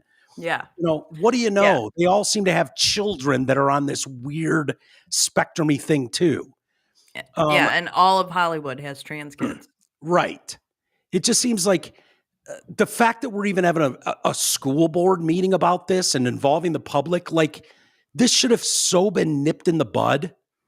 To me, God. Yeah, like that this is so crazy. No. We're just here to hear people out and see where you sit on this one, and then we'll render it. Like, what are we doing? Yeah. No, we're not here for that. No, your job is to protect these kids, the ones that cannot protect themselves. It's as simple as that. Right. If you're an adult, you can remove yourself from uncomfortable situations, and we do it all the time as adults. We remove ourselves from situations that are uncomfortable. Just go, and hey, I guess, I imagine being trans is an uncomfortable situation for anybody. For the person who's in the body of a trans person, I imagine it's probably uncomfortable. Just add this to the list of things that are uncomfortable. Yeah. Okay. This is what makes it hard when you talk about having a hard. Right. Like, this is one of the things that makes it hard. Doesn't make it impossible, but it makes it hard. Okay. Yeah. Just like it makes it hard for me to dunk a basketball because I'm 5'5". And I'm a woman. And so I can't dunk a basketball. So it makes my life a little bit more difficult in terms of playing in the NBA. Yeah. But I deal with it on a daily basis. Dude, breastfeeding for me has become exponentially harder than it would be for you. And it's not fair. It's not fair. Right. But that's part of the hardships I go through. Yeah. It's life. Some people have medical issues. I had my appendix out. I bet there's some people out there that didn't have their appendix out. Well, guess what? That was really uncomfortable for me for a few days to have that out. And it's not fair that I had to go through that and you didn't. I look at it too, like where I went to high school, Farmington Hills Harrison famously had the, I don't know Rest in peace. Yeah, rest in peace. I still Go can't Hawks. believe they got rid of that school. Yeah, it was great. Go Hawks. But the second floor was either first or second. I think it was the second floor. Third floor was just like our normal classrooms and lockers and all that. And the second floor was, I don't know what they called it, special ed. And so anybody in the district, so anyone in Farmington Hills, like if you would have gone to Farmington or North Farmington or Farmington Hills Harrison, all the kids that had special needs went there. And so you had literally kids that were super autistic. You had kids with, childhood disease. You had kids that had name the ailment, were wheelchair bound for life. And you mingled with these people all the time. And sometimes you'd have a class and you'd have one of them, No Saj Nagatnarb, for instance. No Saj Nagatnarb was a 2-foot tall wizard with brittle bone disease who was like a metalhead and a little demon kid. Yeah. And he would go around and Jay would fucking go crazy because he'd slam into your ankles with his motorized cart. And what were you going to do? Punch him? Yeah. You'd literally kill him. So little No Saj Nagatnarb, they were in your stuff, but they weren't always in your zone because they had special needs. So this idea of like, this doesn't need to be a big deal. When the school comes out and says, there's a woman's bathroom, there's a men's bathroom, and there's a gender neutral bathroom. Mm-hmm. Like that's the end of the discussion. Solution. You've decided to make an issue out of this. There's nothing wrong with taking your little gym bag and going into your bathroom and changing and then going on to play volleyball with the rest of the kids. Right. Like at this point, you're doing it to make other people feel uncomfortable. Right. That's why you're doing it. And be able to go and preach to people about, your God and your white supremacy and whatever nonsense she was spewing there. It's just remarkable that we're catering to this. I think we're shutting some of this down, but there is definitely a pushback to keep this stuff going. And I even wrote down that two things can be true at the same time. And I think you would agree, Amy, that, I can support being authentically you, whatever that is. And if you're trans, I bring up Marina a lot, Garrett's girl. And it's like, I have no problem with a 32-year-old trans person going through life, kind of wants to be left alone. Yeah. I will respect her pronouns. I will call her. I will address her as Marina.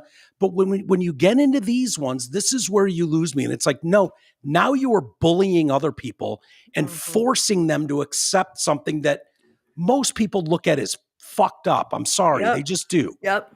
So, and they talk out of both sides of their ass because it's like, well, do you realize what a small amount of the population this is? We're talking about like 1/2 of 1% divided by 2. It's like 3 people total in the whole world. Yeah.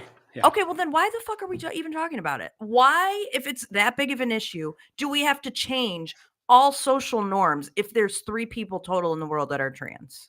Yeah. Like what are we doing? It can't be both. What are we doing? No, it's absurd. I hope, this is getting weirder and weirder. And there was another story today. I didn't print it out, but some trans person was caught today. I don't know, taking gunfire to a Tesla thing or something where another trans person involved with a fucking gun arrested. And it's like, what is going on? I know the media won't report it, but whatever's going on with this mental health of individuals, like that person we saw in that video, that mom who couldn't fucking today junior it and get her point out, like that looks like someone you don't want children anywhere near. Hell no. Hell to the no. Yeah. That and like if little Johnny comes home and is like, hey, I want to go over to Annie's house and this is her mom and that's who they presented, I'd be like, oh, well, you're not friends with Annie anymore. Yeah. Sorry, Johnny. It might sound harsh, but there were 100%. I can think of one I won't name in Livonia when I was a little kid, when I was, 10, 12. And it was just like, no, you're not hanging out at so-and-so's house. Yeah. And it's like, my parents knew, like, just driving by the house, you could tell there was shit going on there. You could tell that there was shit going on there that I don't want my young children around. Mm-hmm. And it was like, no, I know you got to be in a classroom with so-and-so, but no, You're not having a sleepover over there. Sorry. Yeah, right. Exactly. Sorry, it is what it is. I'm making the executive decision as the adult in the room that you're not doing that. Yeah. It's just the way it's going to be, Mike, did you ever go to Tiki Bob's growing up? I think so. Where was it? It was in Pontiac. Yeah, I'm 100% sure I have. Why?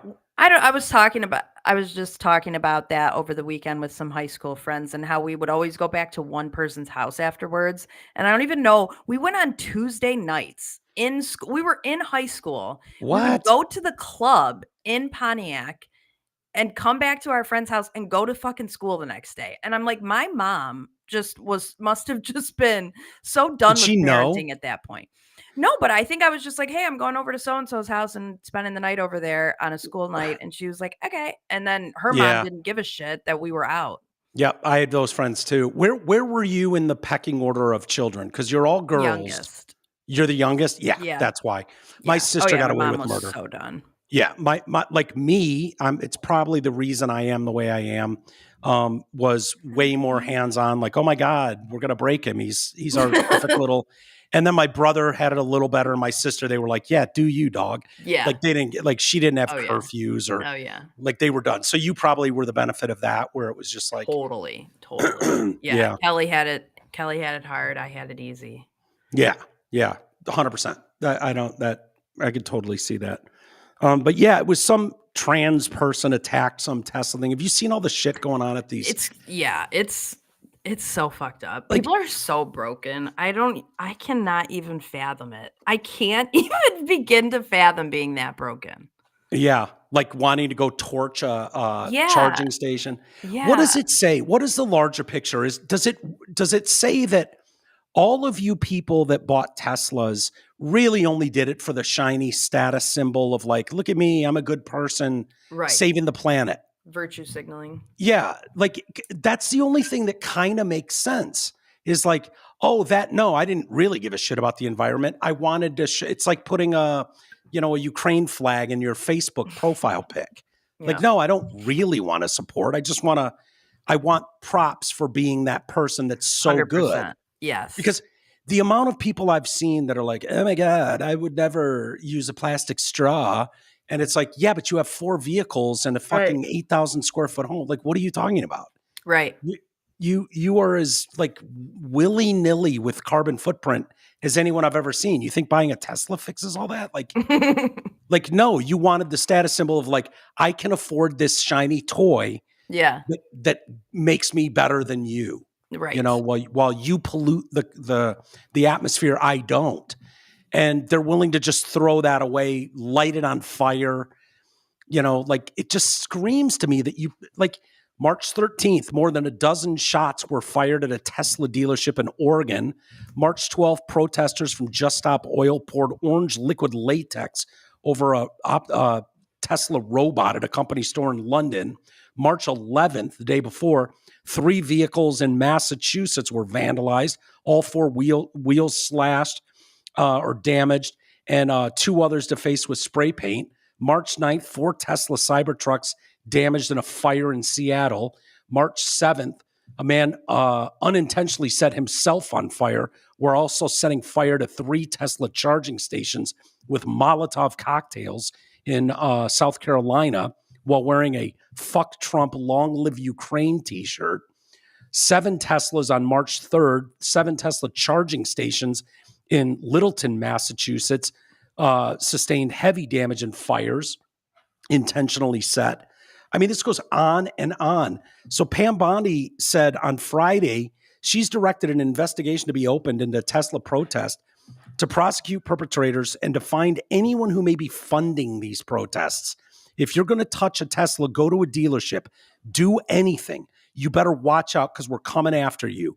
One person's been jailed for throwing that Molotov cocktail, facing 20 years. And Trump said Tesla vandals should be considered domestic terrorists. What do you think of that declaration?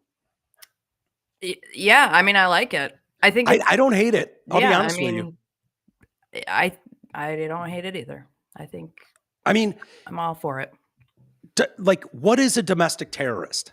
like your like getting violent on behalf of your political beliefs. Right. When you intentionally start torching other people's property, and there were more incidents, people throwing bricks through the giant plate glass window at these dealerships. Mm-hmm.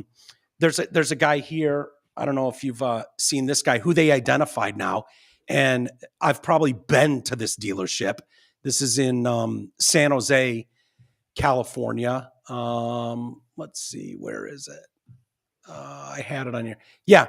So this guy keys a Tesla and they can't identify him. Well, some guy locally runs into him and is like, hey, you're the guy. And so here you go. Hey, I know you. Yeah, I know you. Did you just key a Tesla the other day? What? You're on video. Yeah.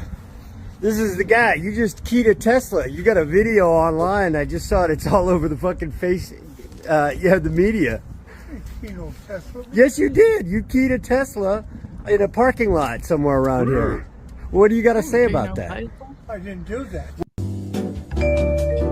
Nothing.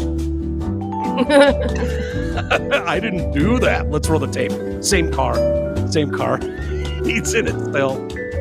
Oops, you wore the same jacket, dick face. Oh my God, that's funny. Yeah, no problem. No one's looking. I can get away with this. I got this. I'm going to show him. I'm going to show Elon's a bad guy.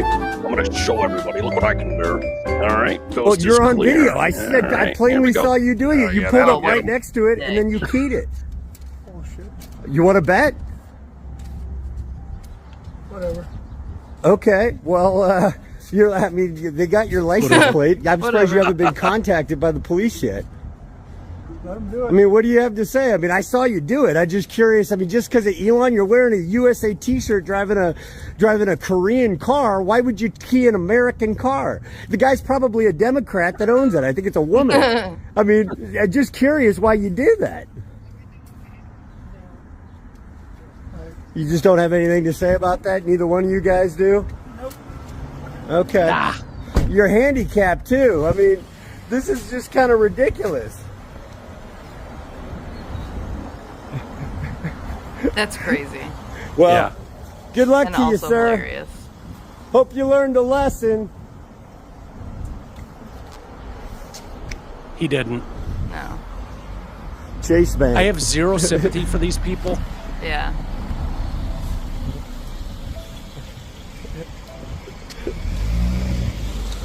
Yeah, you know, this guy has gotten very comfortable because in that area where he is, that would be welcome behavior.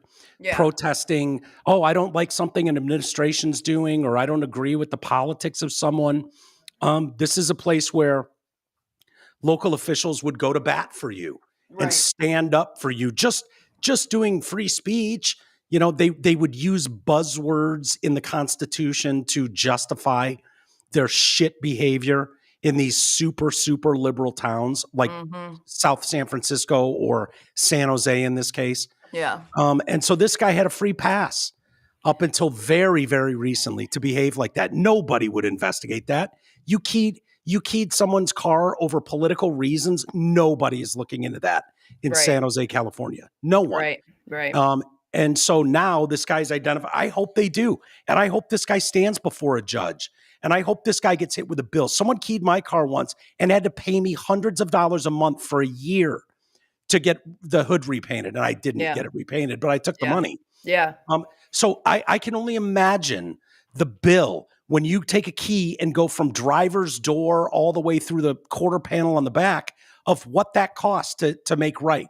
It could be thousands of dollars. So you, sir, can go stand in front of a judge and make you have to write a check to someone. And that's the only way this shit stops. Yeah. That you're caught on camera. It's clear as day that it's you. You're wearing the same stupid jacket, by the way. Holy shit. Where on earth would you think that was an appropriate, good style choice for a jacket? Well, Tesla is getting some positive PR, Mike. Oh, yeah? Have you seen Kim Kardashian's photo shoot? No. I'm going to try to share my screen and see if this works. Can you see my screen? Yeah, you can. Okay. So she had this photo shoot over the weekend. So she has a Tesla robot This is her Tesla robot that's right here. Wow. But she also took some other pics with the Tesla robot. Just Are her titties out? Here. Some people are asking. So there's this one. Okay. So she's cuddling on the beach with her Tesla robot. Oh, yeah. Yeah. So there's her ass looks better now than it did 20 years ago. That's kind of crazy. Yeah. Yeah. So she has this thing going with her Tesla robot. Wow. What's going on there? Is this supposed to be an implied relationship with a Tesla robot? Yeah. Is she banging a Tesla robot? It's bizarre, isn't it? Yeah. So, okay, what's the play here? Is this supposed to be like an endorsement of Tesla, or is she trying to be like shocking?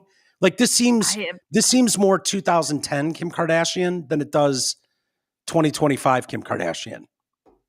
Yeah, I know. You know what I mean? Like it's like really weird. And she's like holding its hand in this picture. Oh, wow. Yeah. Is she mentally stable? Is she mentally stable? Yeah, we're getting there. Yeah. No, as soon as they can make them look hot and fuckable, we're going to be in a good place. For sure. You know what I mean? For sure. Like, yeah, totally. Totally. So she probably has a super inappropriate relationship with that robot, if I had to guess. Yeah. Interesting. Very interesting. All right. Do you have a couple minutes? I wanted to play this audio of. Sure. Are you all right? Yeah. Mike Francesa caught on a hot mic. He's a New York sports talk guy. Mike and the Mad Dog, I think, was the show all those years. But he was doing a live episode of his podcast, began yelling at his staff for allegedly feeding him wrong information. And they're talking about this awkward moment. Sports radio host Mike Francesa brutally scolds his staff before realizing he was live on air. Oh, no. And I'm like, oh, shit. I can only imagine. So let's hear him brutally scold his staff. I love these. Hello? Stop. Break the tape. Who's correcting me? Who was that? Who said that? Who was talking to me? Well, what were you guys talking about? Because I heard it in my headset. I thought you were talking to me. Now, who said that the Big East has been won already? Who just said that?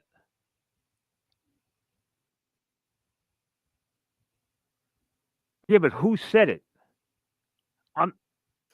Okay, one of you guys just said that St. John's has won the Big East tournament. They have not won the title yet. You win the title tomorrow night. The championship trophy goes with tomorrow night's winner. It does not go with the regular season champion. It can't, because if it did, why the hell would you have a tournament?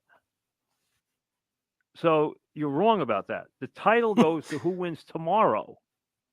They are the regular season. Because I heard you guys I'll fast forward to where it gets and really the brutal. information you were given was wrong. What? No, we'll start over again. We broke off the air, didn't we? We're live? This was all on the air, just yell at you guys? What? Why can't he hear? Yeah, right. Anyway, you get the point. I'm sorry for people that are sensitive. I know that was really brutal and awkward, the way he scolded his staff.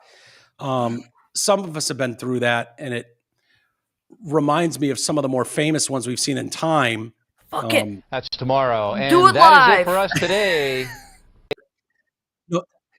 By the way, this is when you get brutal with your staff, okay? Yes. Mike Francesa there, that was hilarious. Didn't realize he was live. That is a conversation that everyone has had with their staff before.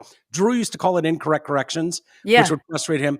But this idea that was an awkward moment and brutally scolds his staff. No, this is brutally scolding your staff. Yeah. Whatever it is, it's not right on a teleprompter. I don't know what that is. I've never seen that.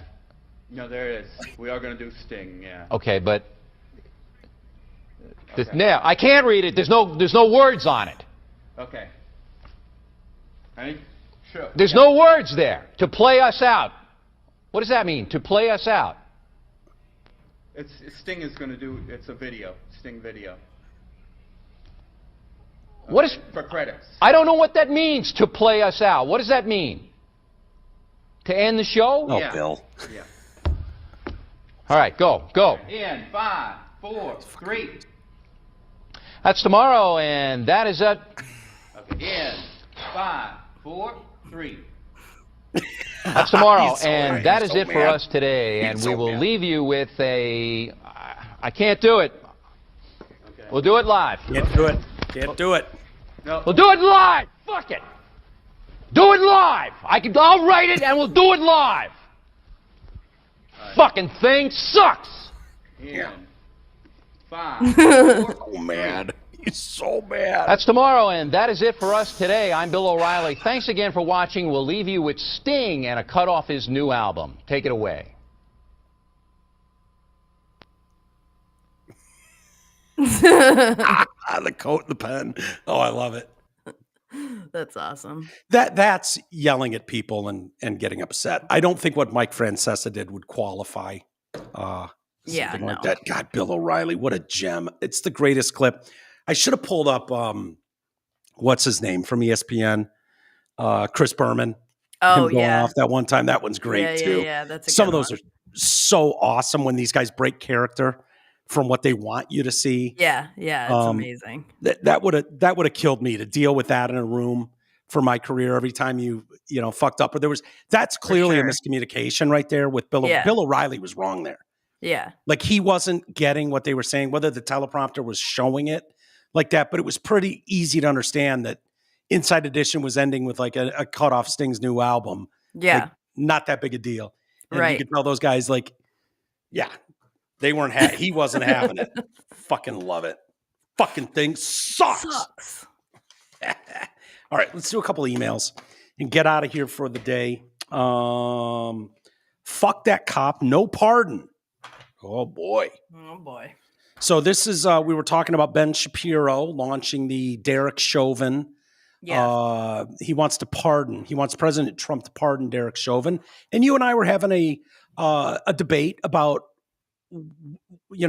is justice more important, doing the right thing more important, or is there a larger picture?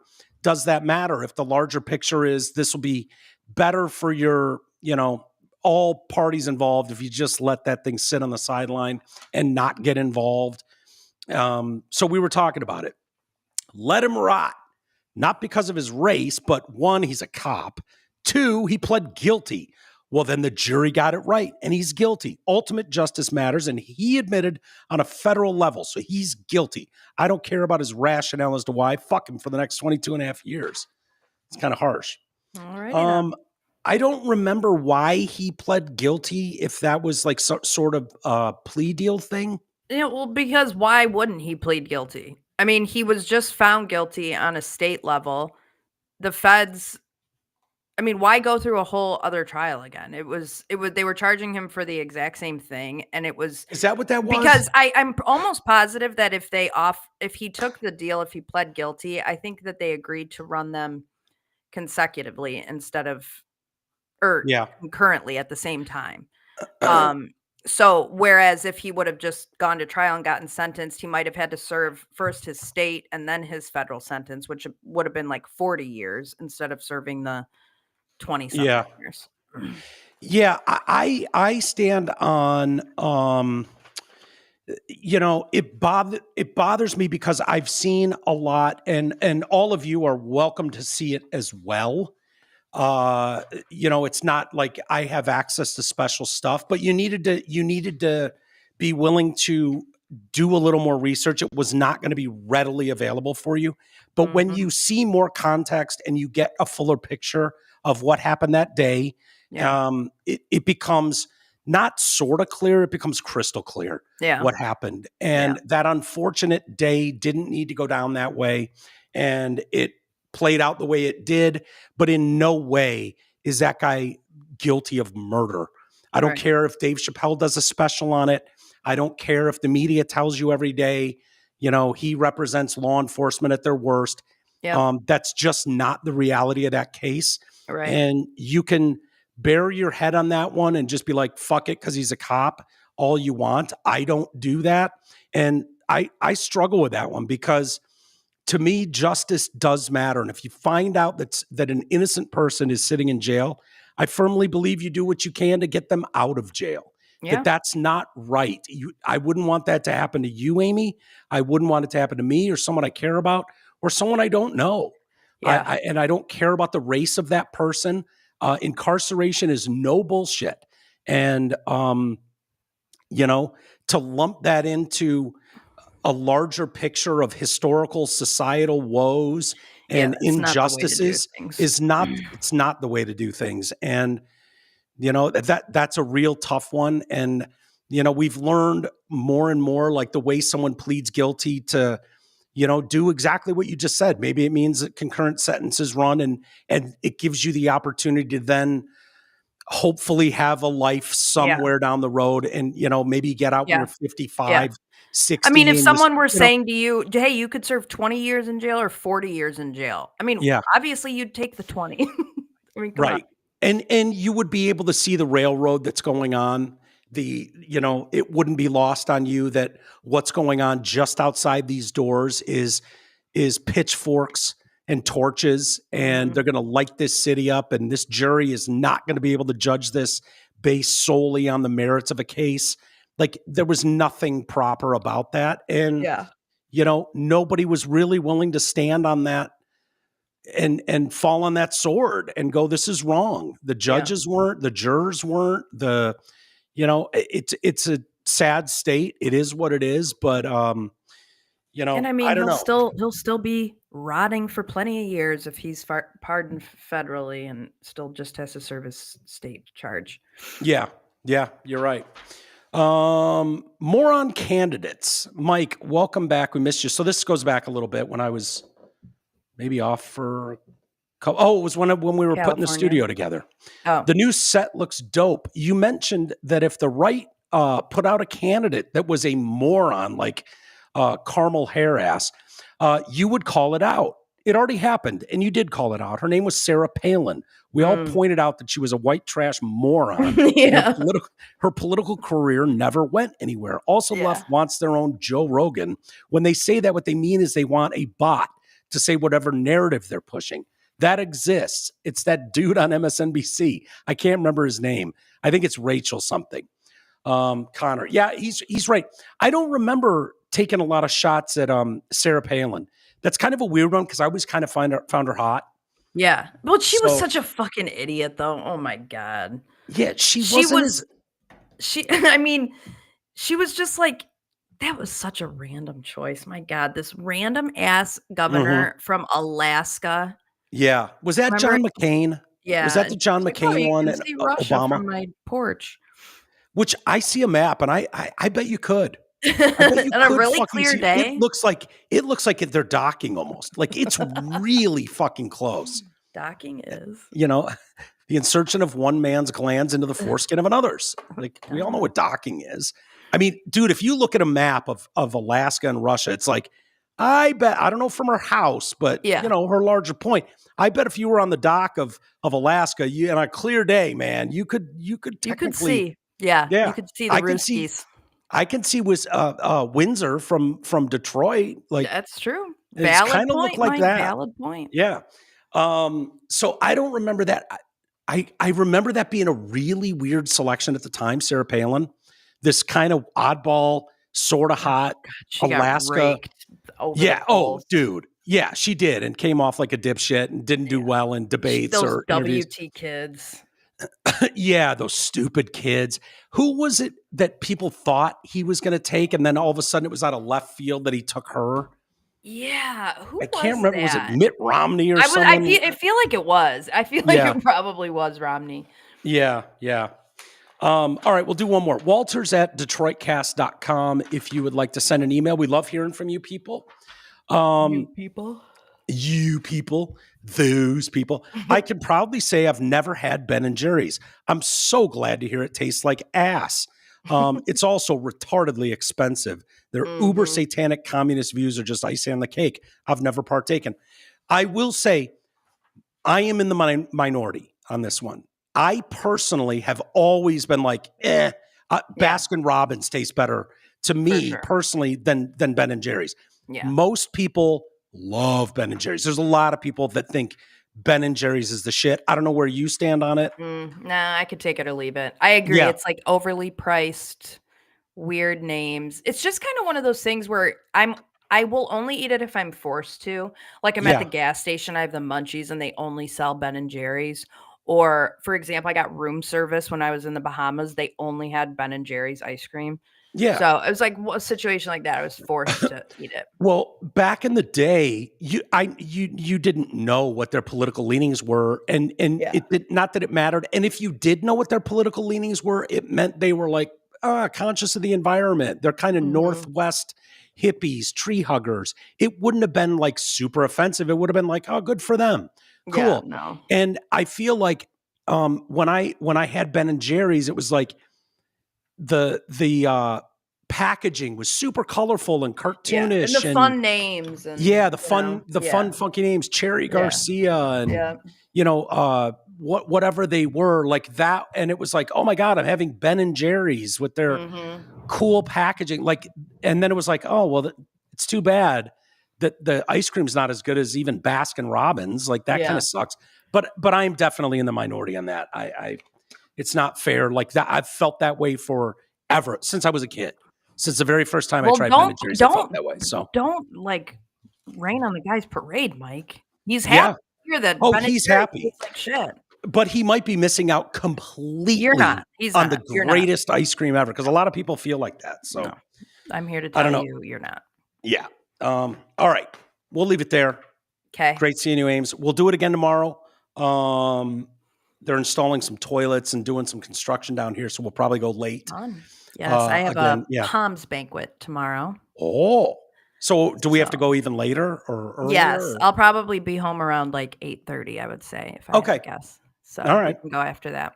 We can do that. I'll save the reads for tomorrow. Have a great